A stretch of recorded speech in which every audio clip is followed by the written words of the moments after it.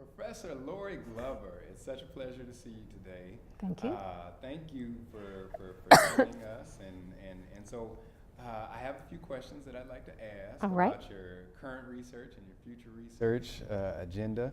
But first, could you tell us where you're from, who'd you study with? Well, I am a first-generation college student from Lauderdale County, Alabama. I went to college because my parents told me I was going to go. I'm from a blue-collar family, and all I knew was I was going to college and I wanted to get a salary job. And so 2.5 years in, I was still floundering, and I somehow wound up in a class with Dr. Larry Nelson on the history of Civil War and Reconstruction. And I knew by the end of the first class that that's what I wanted to do with my life. And so that's what I did. It's been 25 years, and here I am. I went to graduate school at the University of Kentucky. I worked at the University of Tennessee for 12 years, and I've been at St. Louis U for 6.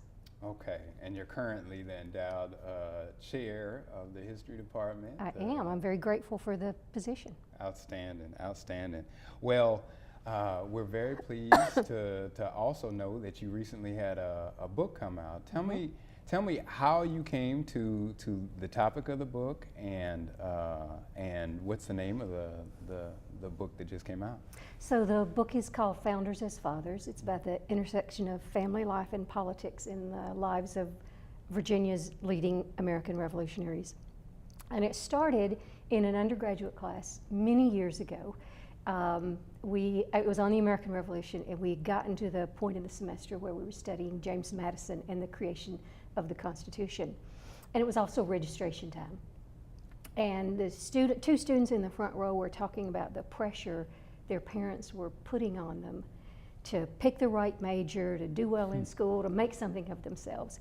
And somehow those two things got crossed in the student's mind. And one student said to the other, well, at least James Madison's not your father. So then they turned to me and said, did James Madison have any children? And you know, I thought I knew everything that was important to know about James Madison, but I didn't know the answer to that question. So I said, I'll find out. And the short answer was he didn't have any children, but he raised a terrible stepson. And the long answer was founders as fathers. Founders as fathers. Thank goodness for students, right? Absolutely. What a gift. Yeah. What a gift. Wow. So what do you think is the most fascinating part of the research you did for the book? Well, that's a tough question, I think, for any writer to answer. You know, it's hard to proclaim what you think is fascinating about your work. And also the nature of the project, I think, makes that a complicated question to answer.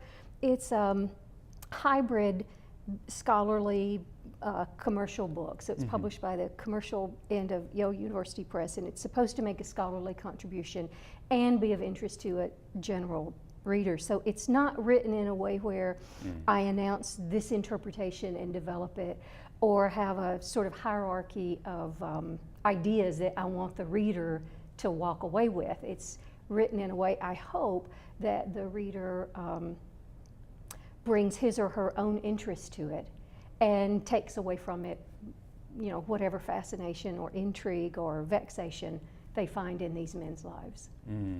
That's beautiful. By the way, I wish you a million sales by Christmas time. So where do you think you're going next with your research agenda? So right now I'm writing a book about the ratification debates in Virginia. I got interested in that as a consequence of working on Founders as Fathers, and there's a little bit about the Constitution in the book, but not as much as I realized was there.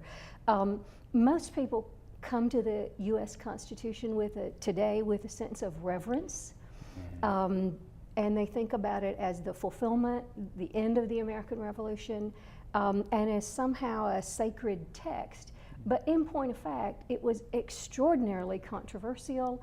The debates about it were heated and provocative, and it almost didn't succeed as a design of government. And where it failed was in Virginia, almost failed, I should say, was in Virginia in June of 1788, where 5 votes out of 186 people swung the other direction would have put Virginia in the no category of ratification, and Virginia was the most important, the largest, the historically most significant state, and had Virginia said no, the whole enterprise would have failed. Of course, and that's just the power of democracy, the power of voting. 5 votes That's right. changed everything. That's right.